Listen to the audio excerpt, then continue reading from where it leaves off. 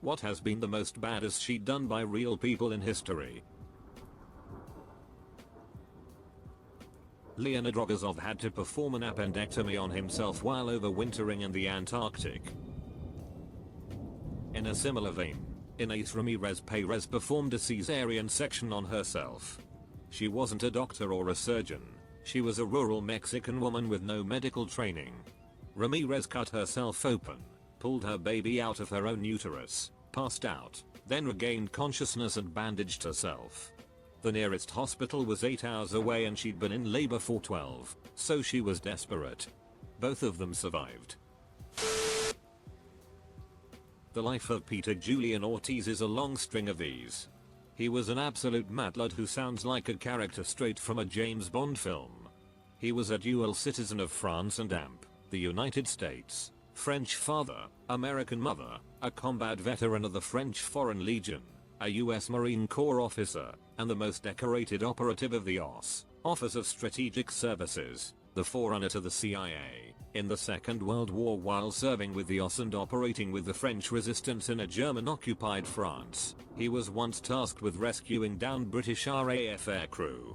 Unfortunately, the Germans got there first. Undeterred, he donned a German officer's uniform and used the German he had picked up while a POW. He was captured while serving with the Legion during the German invasion of France, later escaping with the help of an Austrian nurse he'd seduced, to bluff the soldiers holding them captive into releasing them into his custody. But wait, there's more. There was still the issue of getting the downed RAF aircrew out of German-occupied France. He did this using cars he stolen from the Gestapo's own motor pool, at a time when the Gestapo knew he was actively hunting him, and had a cash bounty on his head. He then used the Gestapo's vehicles to safely drive the British aircrew past German army checkpoints and across the border into neutral Spain. Other highlights from his career was that he believed the presence of a uniformed Allied officer bolstered the morale of the French resistance, so when leading the Maquis on sabotage missions or ambushes of German troops, he'd wear his US Marine Corps officer's uniform openly in German-occupied France. On another occasion, while eavesdropping on German officers in a French bar, something he frequently did in order to gather intelligence, he heard one of them drunkenly curse the local resistance, the American operative that had been spotted with them, him, and President Roosevelt. Rather than simply ignoring it, Ortiz slipped back to local safe house, changed into his US Marine Corps uniform, equipped 2 pistols, and a raincoat to conceal his uniform. He then returned to the bar where he ordered a round of drinks for the officers, shrugged off the raincoat revealing his uniform, leveled his pistols at the astonished German officers, and ordered them to raise a toast to the United States Marine Corps and President Roosevelt. Once the officers had completed their toast, he donned the raincoat again and escaped into the night. Some versions of the story claim he killed the officers, but Ortiz denied it, saying he thought it better to keep them alive as they would repeat the tale of how they'd been humiliated by the OSS agent they were hunting, and it would undermine morale. Witold Pilecki. His mission at Auschwitz is one of the most extraordinary acts of bravery in World War I history.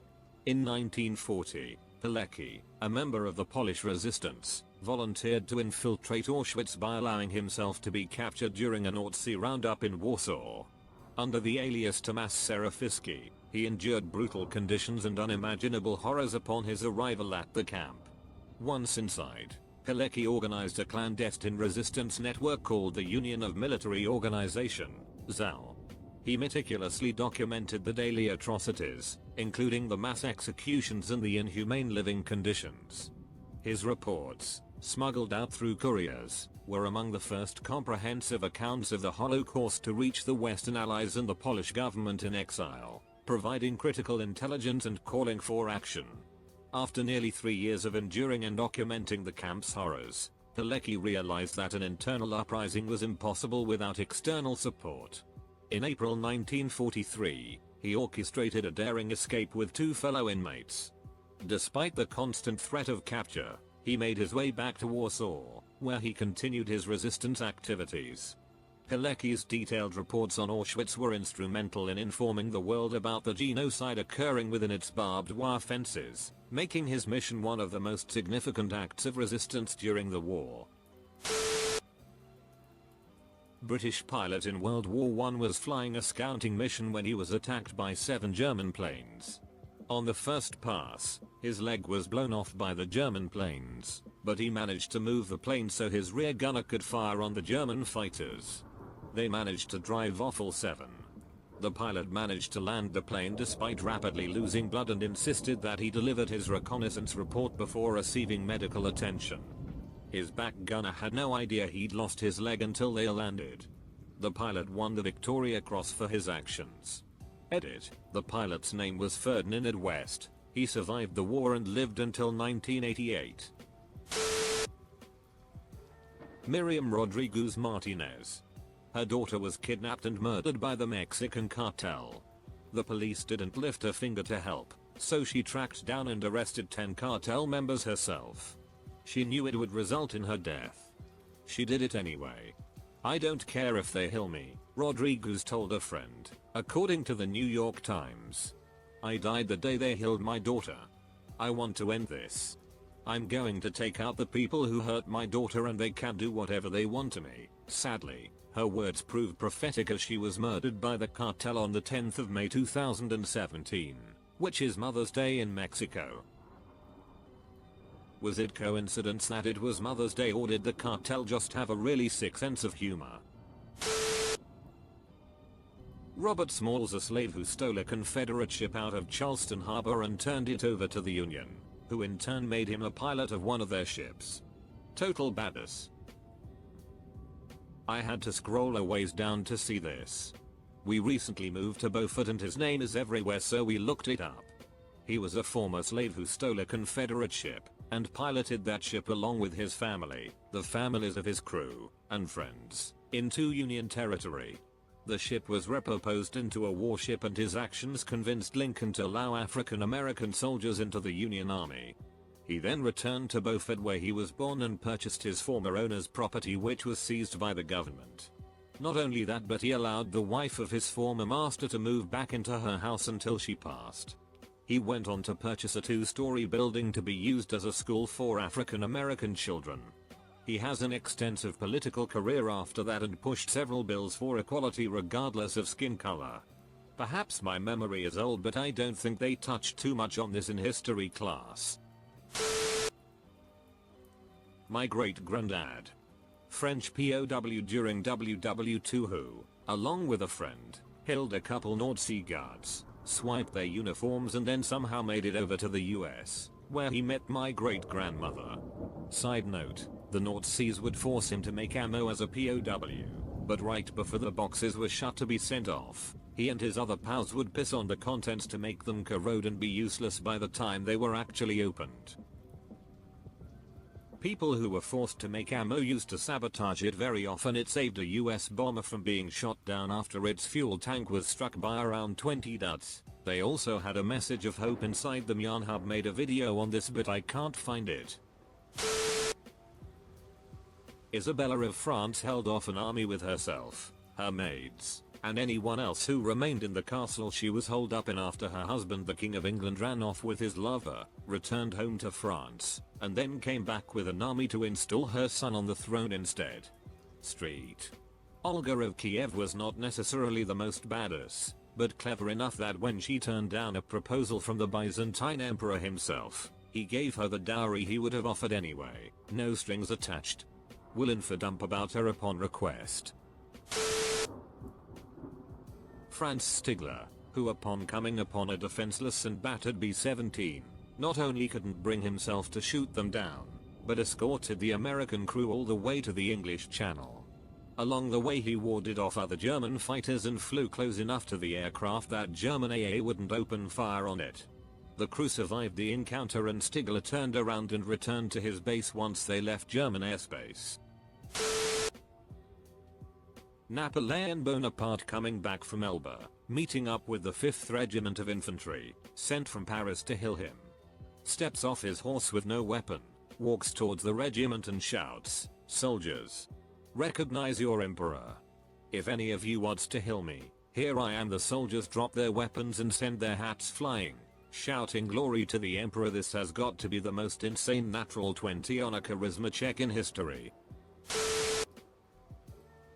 John Stapp strapped himself to a rocket in the desert and shot it off to measure how much deceleration G's the human body could take, at one point going blind, temporarily, breaking his wrists, breaking ribs and losing the fillings in his teeth. The test results were basically, did you die, and if not, he'd up the ante. He did this 29 times total. Pictures of the tests look like Wile E. Coyote rockets with a lawn chair on top. He held a land speed record with his rig and another record for the most G-forces survived by a human, voluntarily, 46.2 grams. His research is what made ejection seats work for pilots but also was used for airbags and car crash safety stuff. The guy saved untold lives and continues to do so posthumously. Plus, he was a doctor and seemed like a really nice guy. I can only imagine the amount of rocket force necessary to propel gonads that big. During the Second English-Dutch War in 1667, the Dutch Republic wanted to take revenge on England for destroying 150 silk merchant ships. Due to money shortage, the better part of the English fleet was called back to the motherland. Their crew fired and the ships docked at Chatham, England's most important naval base. Johan de Witt believed a single big victory would greatly enhance the Dutch bargaining power and bring about a fast end to the war. De Witt planned to destroy the docked ships in Chatham, a risky effort that would achieve his goal. His officers had doubts it would work, considering the ever-shifting sandbanks in the river mouth of the Thames. To make sure the mission would succeed, he sent Admiral Michael D. Ryder to lead the mission, and his brother Cornelis de Witt to watch over him. Under the cover of night, they sailed up the River Thames, and later the Medway until they reached Chatham. They destroyed 10 small vessels, 3 large ones, and entered the HMS Unity, a previously captured Dutch ship, and HMS Royal Charles, an 80-cannon 3-decker first-rate ship. Both flagships of the English fleet, and towed them all the way back to the Netherlands. This was the single biggest loss for the English Navy, and led to a fast end of the war as Johan de Witt had planned. Of the HMS Royal Charles, the sternpiece can be seen to this day in the Rijksmuseum in Amsterdam. Sadly for the de Witt brothers, 5 years later during the disaster year of 1672, they would be lynched and eaten by an angry mob. Dutch history is wild. That Finnish sniper that got nicknamed the White Death or something. He had 500 something confirmed kills. He would put snow in his mouth so his breath wouldn't expel heat that could be seen. Simo Häyhä iron scope only to prevent reflected light. He killed entire squads that were sent to kill him, specifically got shot by an exploding bullet in the face at the end of the war, woke up after it ended, went back to a normal farming life after. When asked how he got so good at shooting, his answer was practice. Stanislav Petrov, the man who saved the world from nuclear annihilation. During the Cold War in 1983, he was the commanding officer at an early warning satellite command center in Russia, whose system detected 1, and then another 5, nuclear missiles fired from the US towards Russia. Protocol was for him to immediately warn his superiors, who would launch a rapid full counter-air assault against the US within minutes of the threat detection. However, Petrov hesitated. He was confused as to why the US, if they indeed intended to attack Russia with missiles, would only fire 6 instead of a full-scale missile attack. He chose not to follow protocol and report the attack, which prevented Russia from firing their counter-launch. He declared that the system must have been reporting a false alarm given how few missiles the US were firing. It turned out, he was right. The early warning detection satellite system falsely detected the sun reflecting off of clouds as US missile launches. This incident remained classified for 15 years, before being made public in 1998. He is credited as being the man who saved the world. The chef on the Titanic who spent the whole time helping others off, then, as the ship was sinking, drunk a fuck ton of wine, and survived thanks to the alcohol keeping him warm and stimulating his system. Edit, didn't expect this to blow up. Here's some context. Charles Join was the chief baker, not chef. He knew that he wouldn't be saved, so had a drink of liquor, helped others off the boat, and then returned to his cabin and drank more. Having yielded a seat on a lifeboat, he then threw deck chairs and other objects off the boat, in the hopes that they would act as floats for those in the water. One of the last to enter the water, and also, apparently, a competent swimmer, he swam in the water for 2.5 hours. He did find a lifeboat in that time, but it was full. He suffered no serious injuries. I always assumed that the alcohol had something to do with his survival, but as pointed out, it actually makes you lose body heat, vasodilation giving the illusion of warmth, so I guess his survival was up to keeping a cool head.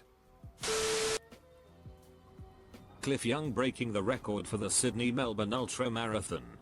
Before Cliff, the top ultramarathoners would run the race in about 7 days by running 17 hours a day and sleeping for 7. Then came Cliff, a 61-year-old sheep farmer, who'd previously been diagnosed with arthritis in his knees. He showed up out of the blue, wearing sheety old shoes, and when asked about why he was in the race said something to the effect of, "We could never afford a dog on the farm, so when the storms come and I have to chase the sheep down. That takes about 3 days. I figure this will take another 2. People laugh. The race started and Cliff started running with the funny little shuffle and people laughed more. By the end of the first day, he was way behind. Everyone went to bed and forgot about him. In the morning they weren't laughing. Cliff had been running all night and was way ahead. Turns out running down the sheep meant he ran down thousands of sheep over thousands of acres for 3 days straight. He ended up sleeping only about 1 hour a night for 5 straight days. Not only did he win, but he broke the record by almost 2 full days. He only learned about the 10k in prize money after he won, and promptly divided it among the other racers because they worked just as hard as I did. He started the race unknown. He finished a national treasure. Samuel Whittemore was 78 when the British attacked Concord and Lexington and were driven back to Boston on the 19th of April, 1775. This is considered the start of the American Revolution. He was farming when he heard what had happened, and that the British were coming through Menotomy, now Arlington, so he went and got his musket and pistols and hid behind a wall. When a scouting party for the British appeared, he jumped up and killed 2, possibly a third. He was shot in the face, tearing part of it off. He was bayoneted several times and beaten with the muskets of the British. They left him for dead, to retreat back to Boston. And he did die. Almost 18 years later on the 2nd of February of 1793. Not the most baddest sheet, but just a couple months back, Englishman Russ Cook completed his run from the southernmost to the northernmost point of Africa. Almost 10,000 miles in just under a year. That's more than a standard marathon every day.